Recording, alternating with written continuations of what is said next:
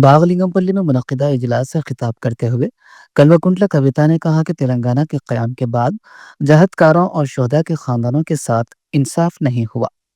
उन्होंने हुकूमत से मुतालबा किया कि बजट में जहदकारों की शिनाख्त, फलाही बोर्ड के क़याम और हुकूक के तहफ़्फ़ुज़ के लिए वाज़ेह इक़दामात किए जाए। कविता ने कहा कि वादों की तकमील न होने पर अवाम हुकूमत से जवाब तलब करेगी।